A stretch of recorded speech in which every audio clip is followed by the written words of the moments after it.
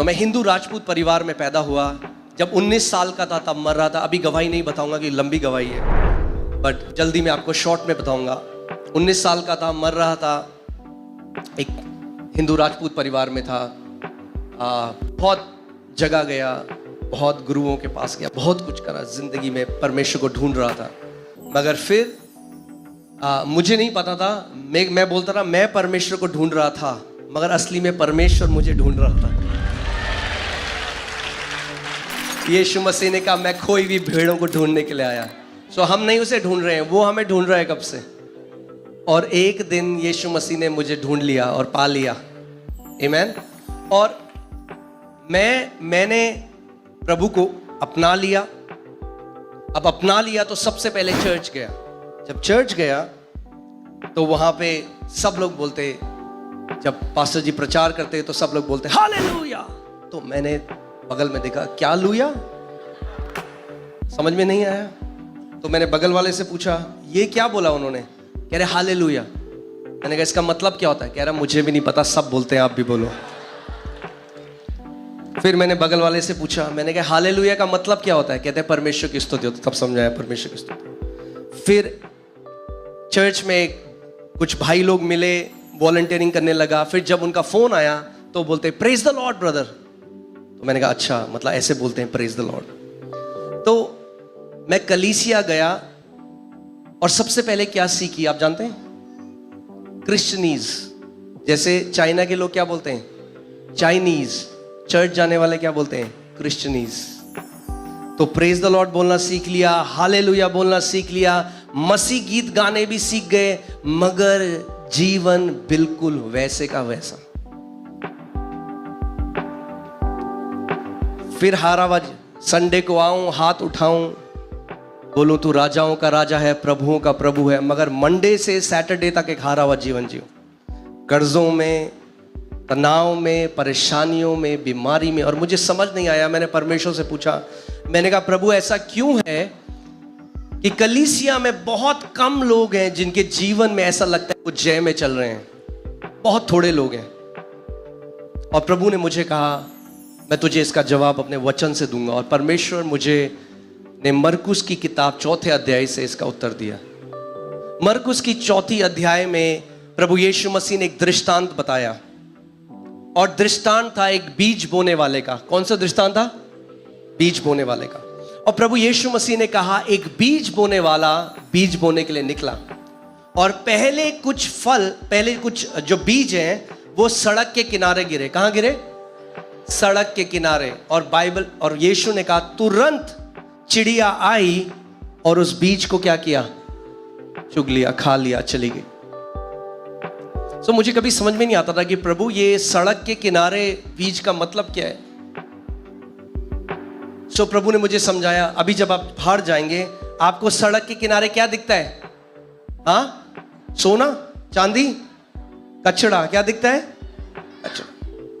सो ये उन कैटेगरी है मसीहों की, जब उनके पासवान, जब उनके अगुए वचन का प्रचार करते हैं तो पता है करते हैं,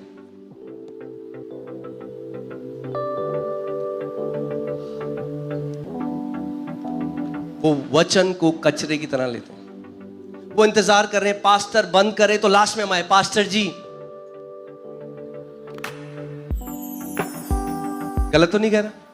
बहुत सारे मसीह लोग हैं वो वचन को आदर नहीं देते। और जब वो कलीसिया आते हैं तो वचन जो उनके हृदय में पड़ता है, जो कैसी भूमि को दर्शाता है, सड़क के किनारे। तो जब वचन का बीज उनके हृदय में पड़ा जो ऐसा था, जब उन्होंने आदर नहीं दिया वचन को, तो बाइबल प्रभु यीशु मसीह ने कहा कि उसका अनुवाद यह है कि क्योंकि उन्होंने ध्यान नहीं दिया तो उन्हें वचन समझ में नहीं आया। जब वचन समझ में नहीं आया तो कलीसिया से जब तक बाहर गए उससे पहले ही शैतान ने क्या किया, उस वचन को चुरा लिया। और आप अगर उनसे पूछेंगे मीटिंग के बाद तो कहेंगे बड़ा अभिषेक था, मजा आ गया आज की सभा में। अच्छा क्या प्रचार था, वो नहीं पता मगर मजा आ गया।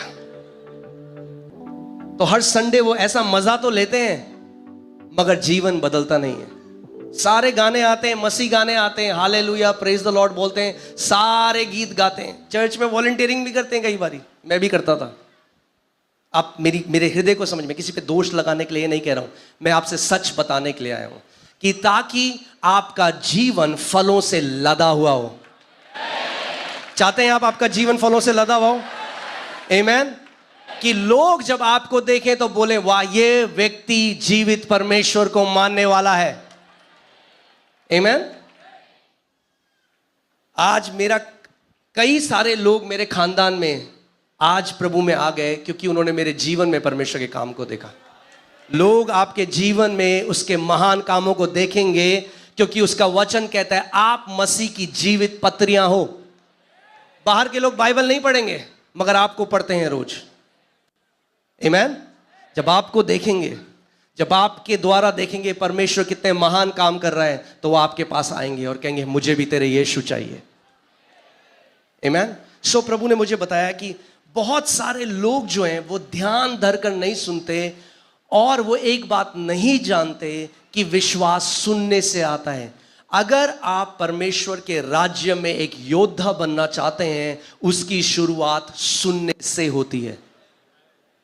अगर सुनेंगे नहीं तो कभी जय में नहीं चल सकते। आप 10,000 पास्टरों से अपने सर पे हाथ लगा लो, आपका जीवन नहीं बदल सकता। अगर आपने वचन का आदर नहीं किया तो आप एक जयवंत योद्धा नहीं बन सकते। परमेश्वर का वचन कहता है परमेश्वर ने अपने वचन को अपने नाम से भी ऊंचा उठाया है। जब वो परमेश्वर अपने वचन को इतना आदर देता है तो और कितना आदर आज आपको और मेरे को उसके वचन को देना है। आमीन।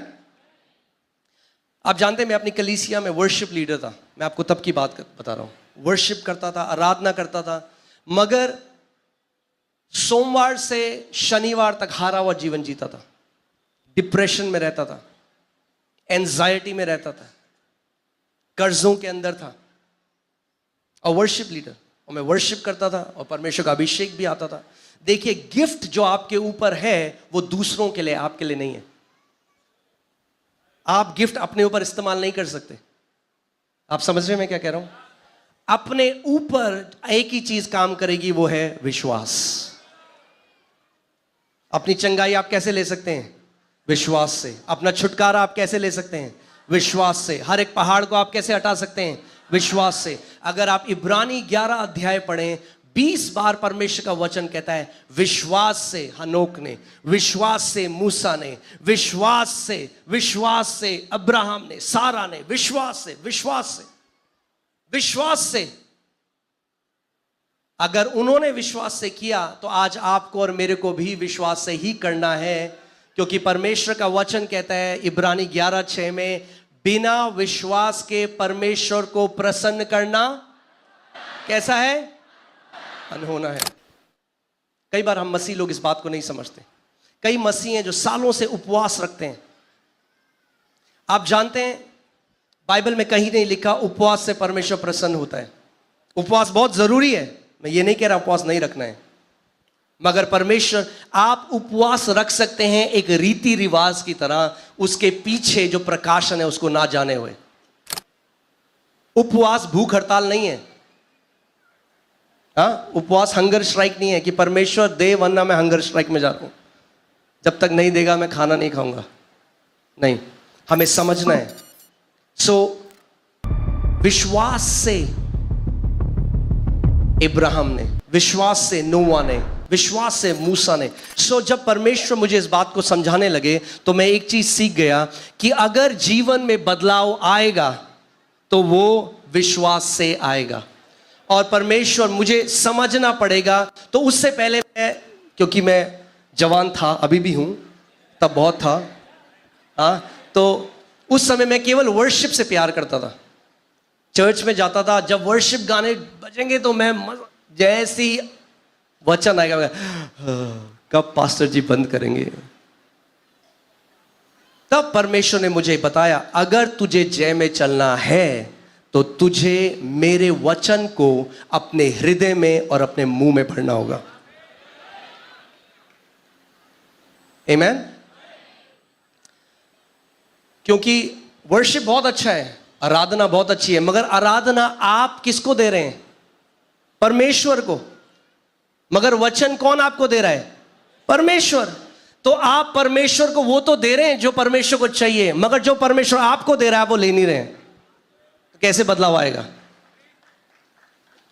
सो तब हल्के हल्के परमेश्वर मेरे हृदय में बदलाव लाने लगा और मैं वर्शिप से ज्यादा एक्साइटेड वचन के लिए होने लगा। मैं रोज सुबह प्रार्थना करता, प्रभु मेरे चरवाह के द्वारा, मेरे पास्टर के द्वारा आज आप मुझसे बात करेंगे परमेश्वर।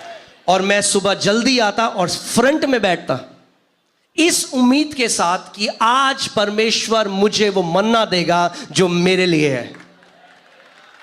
आमीन। परमेश्वर का वचन मत्ती 4:4 में कहता है, मनुष्य केवल रोटी ही से नहीं मगर हर एक उस वचन से जीवित रहेगा जो परमेश्वर के मुख से आता है। हालेलुया। और आज परमेश्वर का मुंह कौन है इस दुनिया में? उसके दास लोग। आमीन। सो मैं इस उम्मीद के साथ जाता था और जब वो चेंज मेरी लाइफ में आया तो हल्के हल्के मेरे जीवन में फल आने लगे। आपको मैं आज एक चीज बताता हूं। कई लोग हैं उनके जीवन में शैतान इतने टाइम से उनको परेशान कर रहा है और वो बार बार बोलते हैं, अरे शैतान शैतान शैतान ने ये कर दिया, शैतान ने वो कर दिया। अरे शैतान इतना ताकतवर नहीं है जितना हमने बना दिया उसे। मसीहों ने कुछ बहुत ज्यादा ऊंची जगह दे दी है शैतान को। वो हारा हुआ है। यीशु मसीह ने कहा, मैंने उसे बिजली की तरह स्वर्ग से गिरते हुए देखा। गिरा हुआ है। क्या है शैतान? गिरा हुआ है, हारा हुआ है। आमीन। आज जिस शैतान से हम डील कर रहे हैं वो शैतान नहीं है जिससे यीशु मसीह ने डील किया। क्यों? क्योंकि जब यीशु मसीह ने शैतान से डील किया उसके पास अधिकार और सामर्थ था, मगर बाइबल बताती है कुलुसियों 2:15 में कि यीशु मसीह ने उसका खुल्ला तमाशा बनाया। आमीन। इंग्लिश बाइबल कहती है ही डिसआर्म्ड प्रिंसिपैलिटीज एंड पावर्स। और वो जो शब्द वहां पर है ग्रीक में वो ऐसा है जैसे मुर्गे को आपने देखा है, जो कसाई होता है वो मुर्गे के पंख पकड़ के जो फाड़ देता है ना, यीशु मसीह ने उसके पंख और उसका जो भी उस पर सामर्थ्य वो उधार दिया उससे। आमीन। बोलो शैतान हारा हुआ है। आमीन। शैतान हारा हुआ है। आपको हराने की जरूरत नहीं है जो हारा हुआ है, आपको बस उसको उसकी सही जगह दिखानी है। आमीन।